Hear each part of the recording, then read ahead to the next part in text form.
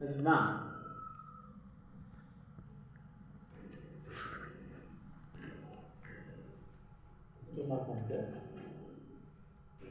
அனைவருக்கும் வணக்கம். Gold medalist Hindi guides வழங்கும் கற்க கசடர நிகழ்ச்சிக்கு தங்களை வரவேற்பதில் பெருமகிழ்ச்சி அடைகின்றேன். தாங்கள் தொடர்ந்து அளித்து வரும் ஆதரவுக்கு எனது உளமார்ந்த நன்றியை உரித்தாக்குகிறேன். இன்றைய தலைப்பு ரஷ்மி ரத்தி ஸ்ரீ ராம்தாரி சிங் தினகர் அவர்கள் இயற்றிய ரஷ்மி ரத்தி காவியத்தினுடைய முதலாவது அத்தியாயத்தை இன்றைக்கு நாம் தொடங்கியிருக்கிறோம், பார்க்க இருக்கிறோம். எப்போதும் போல தாங்கள் தங்களது ஆதரவை நல்க வேண்டி கேட்டுக்கொள்கின்றேன். जलद पटल में छिपा किंतु रवि कब तक रह सकता है। जलद पटल में छिपा किंतु रवि कब तक रह सकता है। युग की अवहेलना शूरमा कब तक सह सकता है। युग की अवहेलना शूरमा कब तक सह सकता है। पाकर समय एक दिन आखिर उठी जवानी आग। पाकर समय एक दिन आखिर उठी जवानी जाग। फूट पड़ी सबके समक्ष पौरुष की पहली आग। फूट पड़ी सबके समक्ष पौरुष की पहली आग। दिनकर அவர்கள் இந்த காவியத்தின் மூலம், இந்த வரிகள் மூலமாக இங்கே 4 வரிகளிலே இன்றைய சமுதாயத்தினுடைய நிலைமையை, சுயநலத்தை, சுயநலமைகளை, அடுத்தவனை முன்னேறச் செய்யாமல் தடுக்கின்றவர்களை மிக கடுமையாக சாடியிருக்கிறார். அதுவும் மென்மையான வார்த்தைகளால் சாடியிருக்கிறார். இயற்கை துணையோடு சாடியிருக்கிறார். இன்றைக்கு நீங்கள் பார்ப்பீர்கள், எந்த ஒரு துறையிலும் சரி, அலுவலகத்திலோ, விளையாட்டிலோ, கல்வியிலோ, அரசியலிலோ, எந்த ஒரு துறையாக இருந்தாலும் சரி, ஒரு திறமைசாலி முன்னுக்கு வர விடாமல் தடுப்பவர்கள் நிறைய பேர் இருக்கிறார். இவன் திறமைசாலியா, இவன் முன்னேறிவிட்டால் நாம் தாழ்ந்து போவோமே என்று கருதி அவனை முன்னேறச்சியாக தடுக்கிறார்களே தவிர தனது தரத்தை அவர்கள் உயர்த்திக் கொள்ள பார்க்கவில்லை. இதுதான் மிக மிகக்கட விஷயம். மனித குலத்திலே தனது தரம் தாழ்ந்து விட்டது, நாம் நம்ம தரத்தை உயர்த்திக் கொள்வோம் என்ற எண்ணம் அவர்களுக்கு ஒன்று கிடையாது. அதற்கு பதிலாக எவன் திறமைசாலியோ, எவன் தகுதி உள்ளவனோ அவனுக்கு வாய்ப்பு மறுக்கப்படுகிறது. அவனுக்கு வாய்ப்பே அளிக்காமல் அவனை புறந்தள்ளிவிட்டு தான் மேலே வந்து எங்கே விடுமோ அங்கே அமர்ந்து கொள்கிறார். आजकल का जमाना यह है कि जहाँ क्षमता है, जिसके पास एबिलिटी है, क्षमता है, योग्यता है, उसकी अवहेलना करते हैं। समाज में कुछ स्वार्थी लोग, उन स्वार्थी लोगों की जो पोल है यहाँ पर खोली गई है दिनकर जी के द्वारा। दिनकर जी कहते हैं, जलद पटल में छिपा किंतु रवि कब तक रहता है। रवि जो है, सूरज जो है, वो दिन भर चमकता है, दुनिया भर को रोशनी देता है, प्रकाश देता है। कभी कभी वो क्या होता है, बादलों के बीच में छिप जाता है। बादलों के बीच में छिप जाता है तो हमें ये नहीं समझना चाहिए कि सूर्य का अंत हो गया, सूर्य अब आगे नहीं आएगा, वो हार गया, वो पिछड़ गया, वो गायब हो गया। ये धारणा गलत है। कब तक वो छिपा रखता है?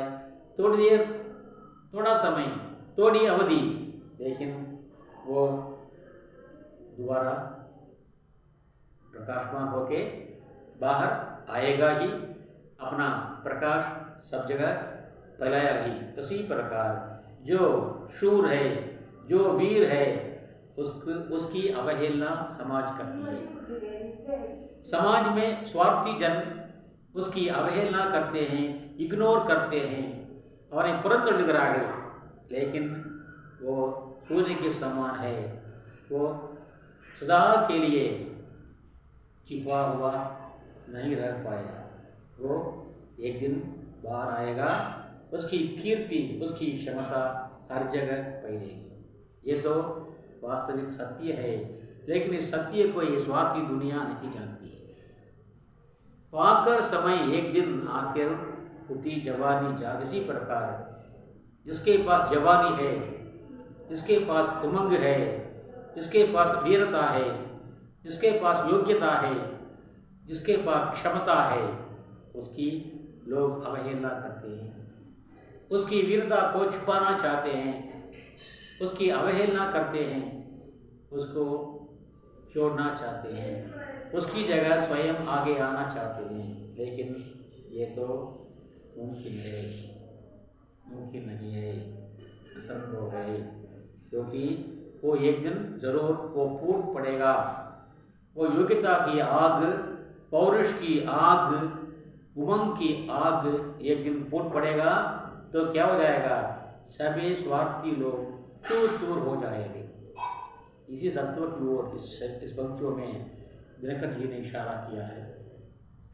रंगभूमि में अर्जुन का जब समा अनोखा बंदे, बड़ा भीड़ भीतर से सकसा कर्ण शराशन धारे, कहता हुआ राजियों में तालियों से क्या रह गई रंग गर्व में फूल, अर्जुन तेरा श्रेयस अभी क्षण में होता है धूल।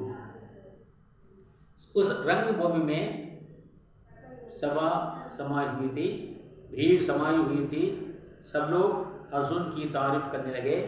अर्जुन एक अनोखा वीर मानकर भीड़ में, उस सभा में अपनी करामात दिखा रहा था और खुशी से उछल कूद रहा था। उस समय भीड़ को चीरता हुआ कर्ण अंदर आया, अपने साथ धनुष बाण लिए हुए वो आया। वो कहने लगा, हे अर्जुन, तेरी तारीफ करके तालियां बजाई जाती हैं, लेकिन ये तालियां देखकर तुम गर्व से फूल मत उठना, क्योंकि तुम अपने यश के लिए गर्व करते हो, घमंड करते हो, लेकिन ये तो तुम्हारी भूल है, क्योंकि तुमसे बड़ा वीर है हो सकता है। तूने जो जो किया उसे मैं भी दिखला सकता हूँ। वो चुनौती देता है, अर्जुन को देता है चुनौती करना। अर्जुन, तुमने जो जो करामत दिखाए वो सभी करामत मैं भी दिखा सकता हूँ। चाहे जो कुछ कई कलाएं भी सिखला सकता हूँ। अगर तुमको चाहिए तो तुमको नई नई कलाएं भी मैं सिखा सकता हूँ। तुमने दिखाया, लेकिन मैं दिखा भी सकता हूँ और तुमको सिखा भी सकता हूँ। आँख खोल कर दे, कर्ण के हाथों का व्यापार फूले, सस्ता सुयश प्राप्त कर उस नर को दिखा है। तो सस्से में मरी हुआ पलक टूटा है, सस्से में तुमने यश पाया है, उस पर तुम खुशी से फूल रहे हो। ऐसे जो योग्यताहीन को जो यश मिले उसके लिए वो फूले न समाये, खुश हो जाए, तो ऐसे वीर को दिखा रहे, क्योंकि तुम्हारे पास कुछ नहीं है तो तुम किसके बस फूले न समाती हो, खुश होते हो, आनंद मनाती हो, जबकि तुम उसके योग्य नहीं हो। ऐसे वीरों को लोग कायर कहते हैं। वे दिक्का है, शेम्ड है, अशेम्ड है, वो शर्माना चाहे तुमको शर्म नहीं आती। इस प्रकार वो लगा दिखाने कर्ण कलाए रण के। ऐसा कहता हुआ वो कर्ण युद्ध की विजय, युद्ध कलाएं दिखाने लगा सबको। सभा स्तब्ध रह गई रह आंख डंगी जन जन की। सभी लोगों की आंखें उसकी ओर जम गई और ये सारी सभा मौन रह गई, अचंभे में आ गई, बहुचक्का रह गई। मंत्रमुग्ध सा मौन चतुर्दिक जन का पारावार, गूंज रही थी मात्र कर्ण के धंधा की टंकार। सब लोग मंत्र मुग्ध से वो शब्द हो गए।